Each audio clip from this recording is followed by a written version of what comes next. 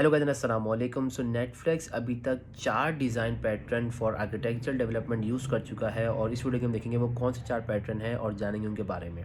Netflix का सबसे पहला आर्किटेक्चर था मोनोलिथिक आर्किटेक्चर। इसके अंदर क्या होता है कि आपका सिंगल सोर्स ऑफ पॉइंट होता है जहाँ से आपका सारा रिस्पॉन्स जो भी आप अपनी एक्शन परफॉर्म करना चाह रहे हैं। अब फ़र्ज़ करें मैं एक यूज़र है जो कि लॉगिन है या कोई भी एक्शन परफॉर्म कर रहा है नेटफ्लिक्स के ऊपर किसी भी डिवाइस से, लैपटॉप या टैबलेट या कंप्यूटर या मोबाइल, कोई सी भी डिवाइस है, तो वो सारी devices single point of source करेंगी उस पर्टिकुलर सर्वर को।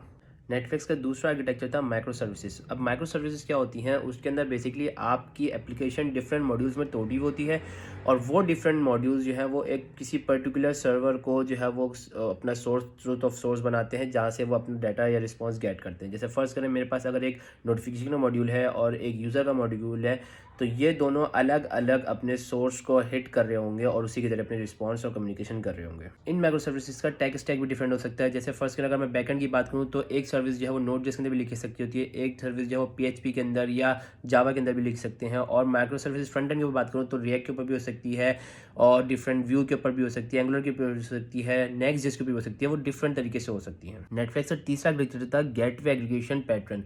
इसको डिफाइन करने से पहले हम चलते हैं माइक्रो सर्विसेज के पैटर्न की तरफ। माइक्रो सर्विस पैटर्न के अंदर क्या होता है कि जब आप किसी मल्टीपल सर्वर्स के ऊपर रिक्वेस्ट भेजते हैं तो उसके अंदर आपकी रिक्वेस्ट डिपेंडेंट हो जाती है किसी पहली या दूसरी या तीसरी के ऊपर। जैसे पहले का रिस्पॉन्स आएगा तो ही दूसरी जो है वो अपना रिक्वेस्ट करना शुरू करेगी और दूसरी के रिस्पॉन्स आएगा तो ही तीसरी अपनी रिक्वेस्ट करना शुरू करेगी। इंडिपेंडेंटली नहीं होता था।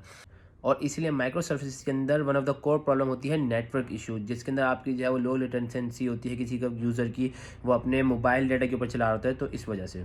अब अगर मैं गेटवे एग्रीगेशन की यहाँ पे बात करूँ और इस पैटर्न के अंदर यूज़र सिंगल रिक्वेस्ट हिट कर रहा होता है और उस रिक्वेस्ट के जरिए जो है वो गेटवे अपना काम करता है, वो अपने मल्टीपल रिक्वेस्ट को ओपन करके उधर से डाटा लाके और आपको सिंगल रिक्वेस्ट के रिस्पॉन्स के अंदर डाटा भेजता है। नेटफ्लिक्स का चौथा डिज़ाइन पैटर्न फॉर आर्किटेक्चर है फेडरेटेड गेटवे। अब फेडरेटेड गेटवे क्या होता है कि फर्स्ट के मेरा कोई प्लेटफॉर्म है और आप एज ए यूज़र मेरे प्लेटफॉर्म पे जो है वो लॉगिन या साइन अप करना चाहते हैं अपनी मेरी सर्विस को यूज़ करने के लिए।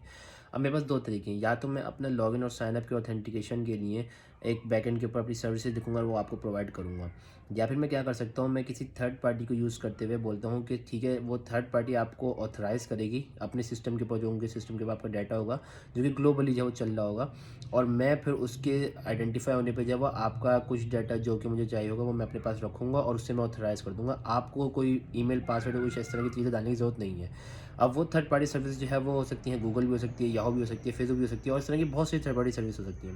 तो ये होता है कि आपकी ग्लोबल आइडेंटिटी के ज़रिए मैं जो है वो अपने सिस्टम पे, अपने प्लेटफॉर्म पे आपको ऑथराइज़ करा दूँ।